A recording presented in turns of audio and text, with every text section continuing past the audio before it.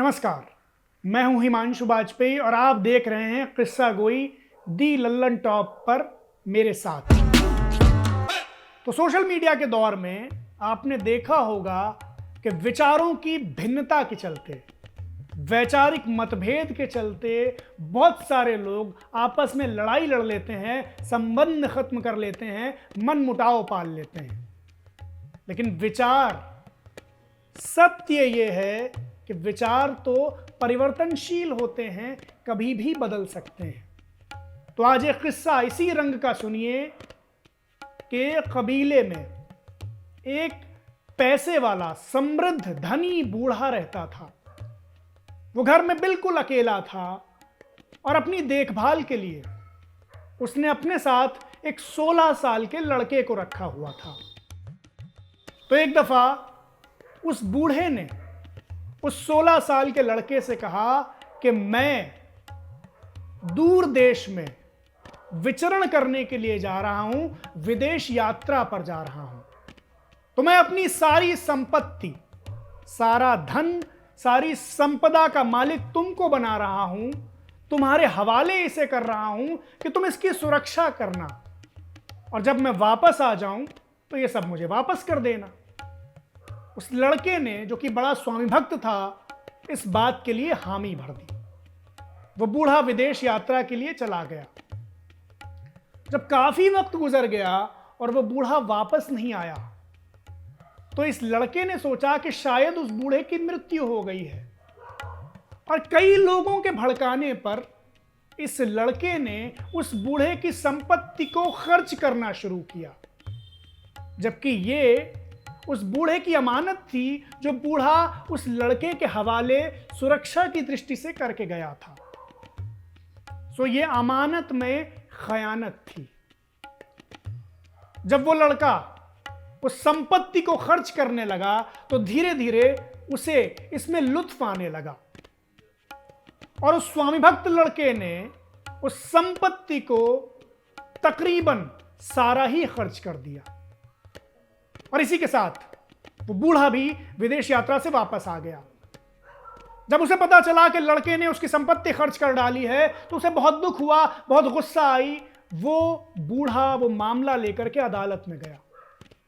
उस राज्य में अमानत में खयानत की सजा बड़ी अजीबोगरीब थी। अमानत में खयानत के लिए वहां 2 सजाएं थी, और जिस व्यक्ति की संपत्ति को नुकसान हुआ है उसे यह इख्तियार था कि उन 2 सजाओं में दोषी व्यक्ति के लिए वो कोई एक सजा चुन सकता था।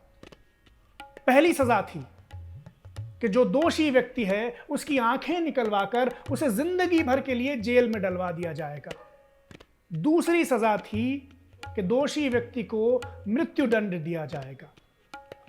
तो उस बूढ़े ने उस 16 साल के लड़के के लिए, जो कि उसके साथ ही रहा करता था, पहला विकल्प चुना, यानी कि उसकी आंखें निकलवाकर उसे जिंदगी भर के लिए जेल में डलवा देने का विकल्प। तो लड़के के साथ ऐसा ही किया गया। बूढ़े की कुछ दिनों बाद मौत हो गई। वो लड़का जिंदगी भर के लिए जेल में पहुंच गया, और कई सालों बाद जब वो 16 साल का लड़का बूढ़ा हो चुका था, तो एक दफा वो अपने जेल में अपने साथ के एक लड़के को, जो कि उसकी उम्र में उससे बहुत छोटा था, अपनी व्यथा कथा सुना रहा था। आखिर में उसने उस लड़के से कहा कि विचार कैसे बदलते हैं, इसे अगर समझना हो तो मेरी कहानी सर्वोत्तम है। पूरी जिंदगी मैं ये सोचता रहा कि मैं कितना गलत आदमी हूं और मेरा मालिक कितना रहम दिल था। वो चाहता तो मुझे जान से मरवा सकता था, मुझे मृत्यु दंड दिलवा सकता था, मगर उसकी रहमदिली कि उसने सिर्फ मेरी आंखें निकलवाना और मुझे कैद में डलवाना कबूल किया। जबकि मैं कितना गलत था कि मैंने उसकी अमानत में खयानत की। जो संपत्ति वो मेरे हवाले सुरक्षा में करके गया था, मैंने उसे खर्च कर डाला। मैं कितना गलत था। मैंने पूरी जिंदगी इस बात को सोचा और इसका पश्चाताप किया। लेकिन अब बुढ़ापे में मेरे विचार बदल गए हैं। मुझे ऐसा लगता है कि मेरी कोई गलती नहीं थी। गलती मेरे मालिक की थी, क्योंकि मेरे मालिक ने 16 साल के एक लड़के के हवाले इतनी बड़ी संपदा कर दी, इतनी बड़ी संपत्ति कर दी। मेरी उम्र 16 साल थी, वो तो मेरे बहकने के ही दिन थे।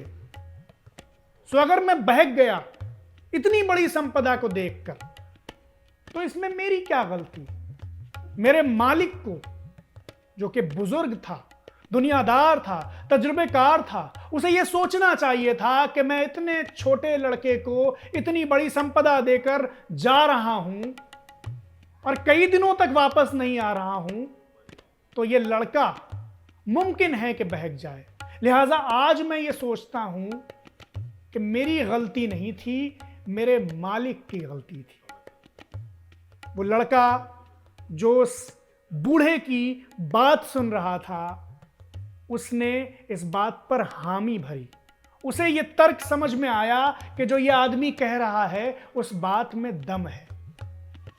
इस किस्से से समझ में यही आता है कि विचार, सोचने का तरीका, नजरिया, ख्याल, ये कभी भी बदल सकते हैं।